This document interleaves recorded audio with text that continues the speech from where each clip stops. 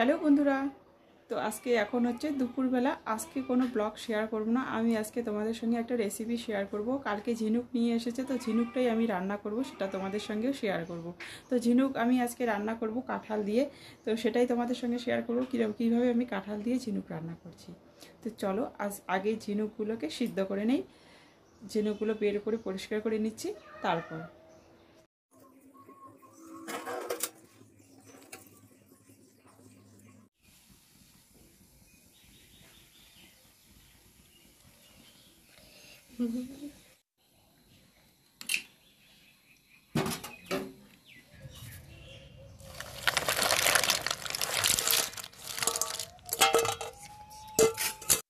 না না বড় বড়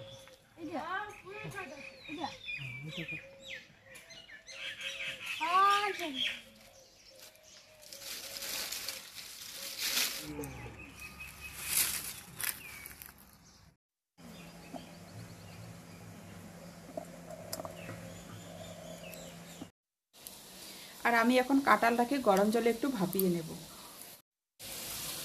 এই যে কাঁঠালটাকে দিয়ে দিলাম গরম জলে।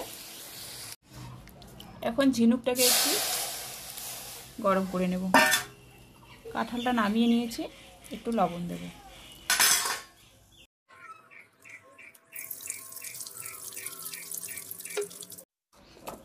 এখন আমি কাঁঠালটা একটু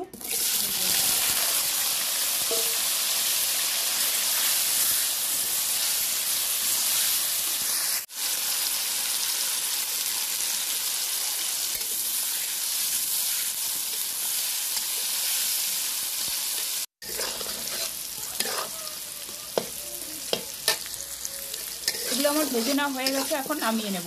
তারপর ঝিনুকটা ভেজে নেব।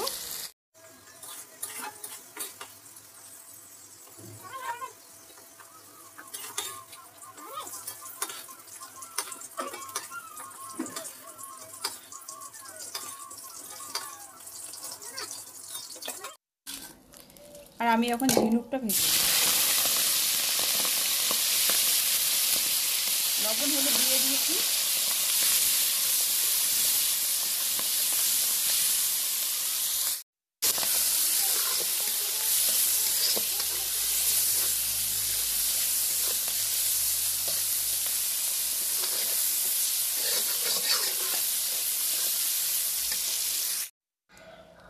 আমার ঝিনুক কাঁঠাল সব ভেজে নেওয়া হয়ে গেছে। এখন তেজপাতা আর এলাচ দিয়ে দিচ্ছি,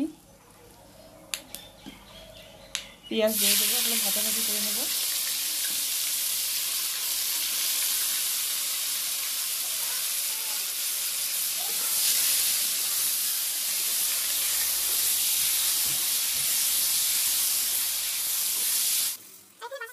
আমি এখানে আদা, জিরে, রসুন, ধনিয়া একসঙ্গে বেটে নিয়েছি।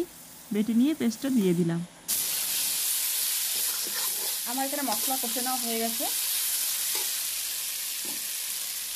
এখন এগুলো দিয়ে দেবো।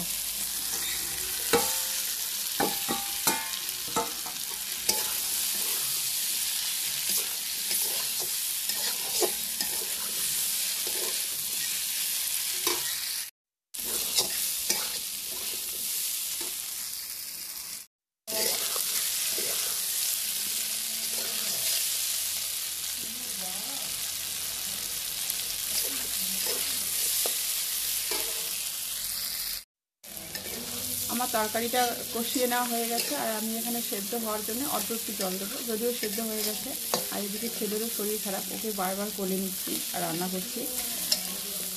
এখন আমি জল দেবো, একটু জল দিয়ে তারপরে গরমটা বেটে নেব।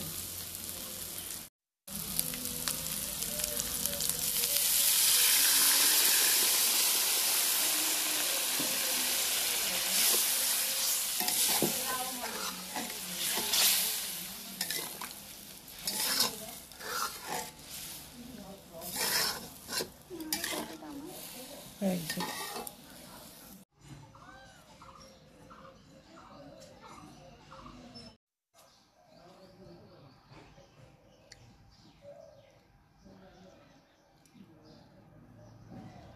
তরকারিটা আমার হয়ে গেছে, এখানে গরম দিয়ে দিচ্ছি। গরম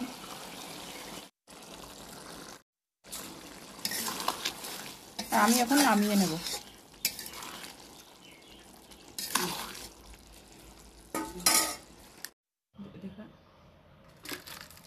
নিচে কোনো খালি খানে এটা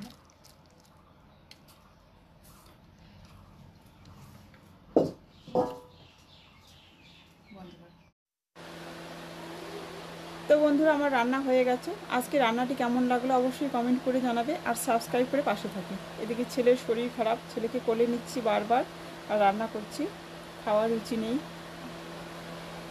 তো আজকের মতো এই পর্যন্তই রাখছি, ফিরে আসছি কালকে কোনো নতুন একটি ব্লগ নিয়ে।